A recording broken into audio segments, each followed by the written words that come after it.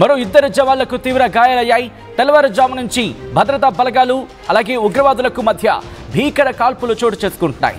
ఇద్దరు కీలక ఉగ్రవాదులని లేపేసింది మన భారత ఆర్మీ. ఉగ్రవాదుల కోసం ఆర్మీ వేట కొనసాగుతోంది.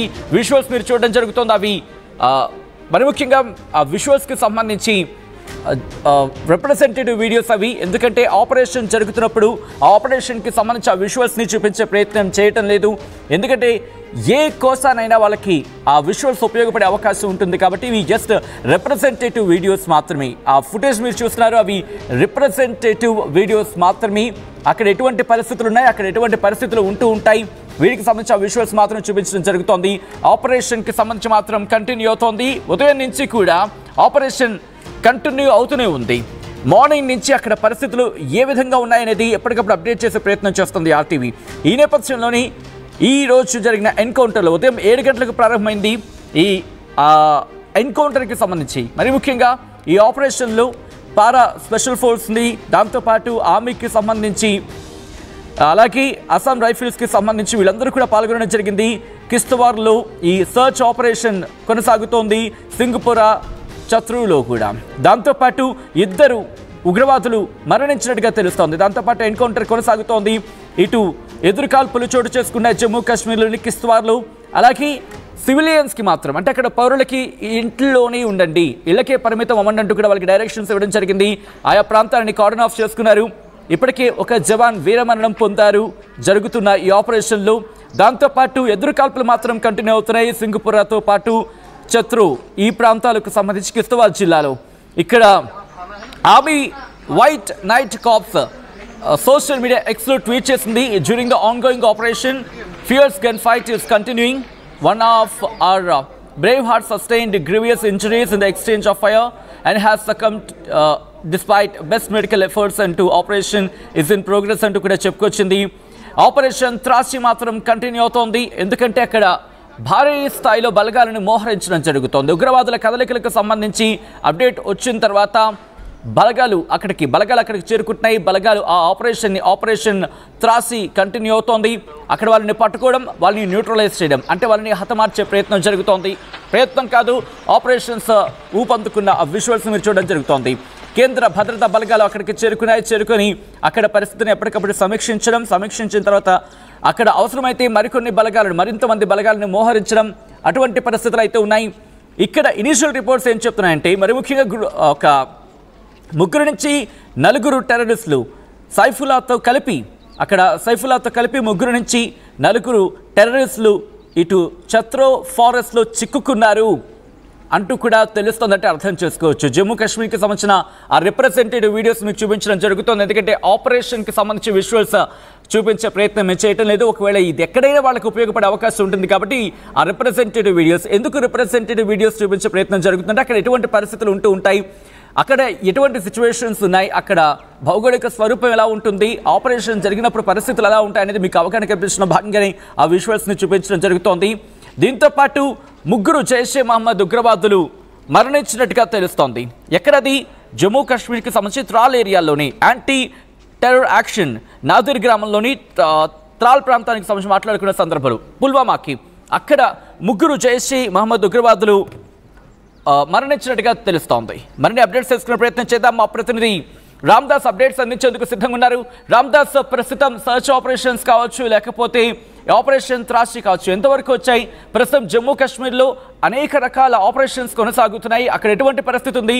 మరి ముఖ్యంగా ఆపరేషన్ త్రాసి అప్డేట్ ఏంటి?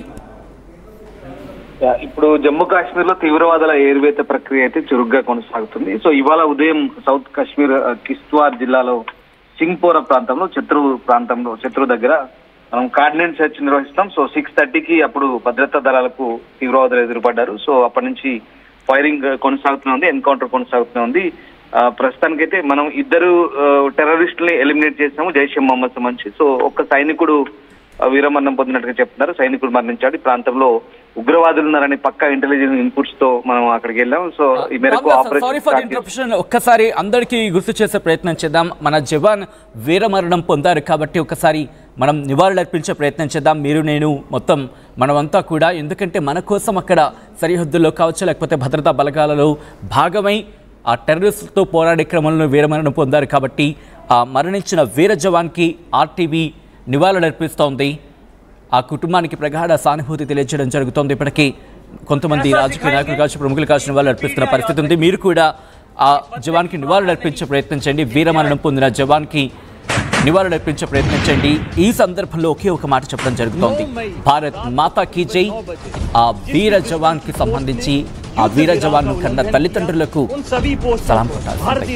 ఒకసారి అప్డేట్స్ కి తెలుసుకునే ప్రయత్నం చేద్దాం. రామదాస్ దగ్గరికి వెళ్లే ప్రయత్నం చేస్తున్నాం. రామదాస్, ప్రస్తుతం ఆపరేషన్ కి సంబంధించి ఎటువంటి సిచ్యువేషన్ ఉంది, అప్డేట్స్ ఏంటి?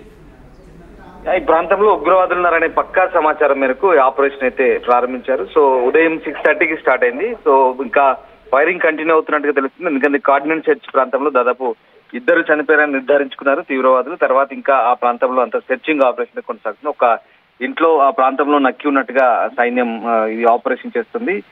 లోకల్ అక్కడ జమ్మూ కాశ్మీర్ పోలీస్ తో పాటు అస్సాం రైఫిల్స్ అలాగే సిఆర్పిఎఫ్ దళాలు కూడా జాయింట్ ఆపరేషన్. సో అక్కడ ప్రస్తుతానికైతే ఇంకా సెర్చ్ ఆపరేషన్ కొనసాగుతుంది.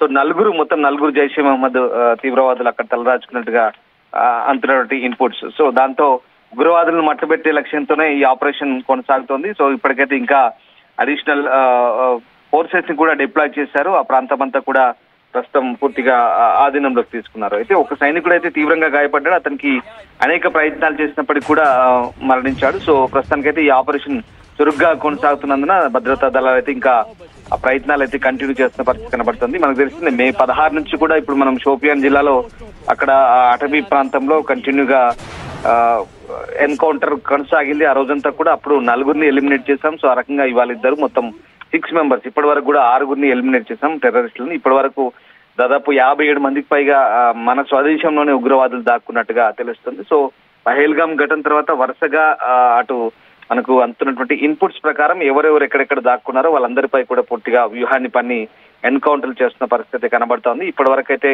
పహల్గామ్ ఇన్సిడెంట్ తర్వాత 6గురు టెర్రరిస్టులను అయితే ప్రస్తుతం మట్టుబెట్టిన పరిస్థితి కనబడుతోంది. సో ఇప్పుడు ఈ 4 జైషే మహమ్మద్ జైమ్ టెర్రరిస్టులుగా చెప్తున్నారు. దీనికి సంబంధించిన డీటెయిల్స్ కూడా ఇప్పటికి మనం వైట్ నైట్ కార్ప్స్ పేరుతో ఎక్స్ హ్యాండిల్లో పూర్తిగా మన ఆర్మీ దీనికి సంబంధించిన డీటెయిల్స్ అయితే చూసింది. ఒకసారి మనం ఆ ఎక్స్ హ్యాండిల్ సంబంధించినటువంటి స్క్రీన్ కూడా చూడొచ్చు మన స్క్రీన్ మీద. సో ఆ రకంగా జమ్మూ కాశ్మీర్ పోలీస్ తో కలిసి ఇట్స్ జాయింట్ ఆపరేషన్. సో ప్రస్తుతానికి అయితే అదనపు బలగాలు ఇంకా మోహరించాయి. ఆ ప్రాంతానంతా కూడా న్యూట్రలైజ్ చేస్తున్న పరిస్థితి కనబడతా ఉంది. ఇక అంటే ఇప్పటి వరకైతే ఉమ్మడి దళాలు కార్యకలాపాలు అయితే ముమ్మరం చేసిన పరిస్థితి కనబడుతుంది. ఒకసారిగా మనం ఈ అటాక్ తర్వాత కంప్లీట్ గా మనము అటు పాకిస్తాన్ లోని పిఓకేలో కావచ్చు అండ్ పాకిస్తాన్ లో కావచ్చు ఆ టెర్రరిస్ట్ స్థావరాలన్నింటి కూడా పూర్తిగా ధ్వంసం చేసిన పరిస్థితి. సో దాని తర్వాత వరుసగా మనం ఈ కశ్మీర్ లోయలో ఉగ్రవాదుల కోసం భారీ వేట అయితే కొనసాగిస్తున్న పరిస్థితి కనబడుతోంది. సో గత గురువారం మనం ఇదే సౌత్ కాశ్మీర్ లో త్రాల్ ప్రాంతంలో 3 జైషే మహమ్మద్ ని కాల్చి చంపాము. తర్వాత 48 గంటల్లో జరిగిన ఇది 2వ ఘటనగా చెప్పవచ్చు. తర్వాత ఇప్పుడు అంటే ఈ నిఘా వర్గాల సమాచారం మేరకి పక్కా మనకున్నటువంటి ఇన్పుట్స్ ప్రకారం ప్రస్తుతం ఈ అంతా కూడా జరుగుతుందని చెప్పవచ్చు. సో ఆ రకంగా ప్రస్తుతానికైతే ఇంకా ఎన్కౌంటర్ కంటిన్యూ అవుతున్నట్టు తెలుసు. బట్ ఒక సైనికుడిని అయితే మనం కోల్పోయిన పరిస్థితి. ఉదయం నుంచి కూడా దీనికి సంబంధించిన అప్డేట్స్ మనం ఎప్పటికప్పుడు అందించే ప్రయత్నం చేస్తున్నాం. అయితే ఆయనకు ఉత్తమ వైద్య ప్రయత్నాలు అందించినప్పటికీ కూడా ఆయన ప్రాణాలు కాపాడుకోలేకపోయాం. సో ఆ రకంగా ప్రస్తుతానికైతే ఒక సైనికుడిని కోల్పోయాం మన వైపు నుంచి.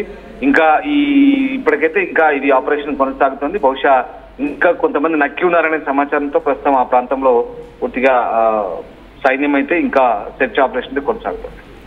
సో ప్రస్తుతం ఎందుకంటే ఇది కేవలం ఒక చోటుకు మాత్రమే పరిమితం కావటం లేదు. ఇటు జమ్మూ కాశ్మీర్లోని మరి ముఖ్యంగా పుల్వామా కావచ్చు, లేకపోతే మనం మాట్లాడుకుంటే త్రాల్కి సంబంధించిన ప్రాంతాల్లో కావచ్చు, మరికొన్ని ప్రాంతాలకు సంబంధించి కూడా. అలాగే ఇప్పుడు ఈ ఆపరేషన్ రాష్ట్రంలో భాగంగా జరుగుతున్న ఈ ఆపరేషన్స్ కావచ్చు, వీటికి సంబంధించి ఎటువంటి వ్యూహంతో వెళుతోంది? ఎందుకంటే ఉగ్రవాదులు దాగి ఉన్నారనే సమాచారంతో అక్కడికి వెళుతున్న సందర్భంలో ఎదురుకాల్పులు చోటు చేసుకున్న పరిస్థితి అయితే మాత్రం అక్కడ కనిపిస్తోంది. సో ఈ నేపథ్యంలో ఇటు ఆర్మీ ఎటువంటి వ్యూహంతో వెళుతోంది Ramdas? It's south Kashmir area and forest area. వాస్తవానికి ఆ పిఓకే నుంచి చొరబడుతున్నారు. అక్కడ పీరు పంజాల అటవీ ప్రాంతం అంటారు, అక్కడి నుంచి వస్తారు. జనరల్ గా ఇది దట్టమైన అటవీ ప్రాంతం. ఇక్కడ కొంచెం నక్కి ఉంటారు. మనకంటే సాధారణంగా పసిగట్టడానికి కాస్త ఇబ్బందికరంగా ఉంటుంది. అయినప్పటికీ కూడా జమ్మూ కాశ్మీర్ లోకల్ పోలీస్ తో కలిసి జాయింట్ ఆపరేషన్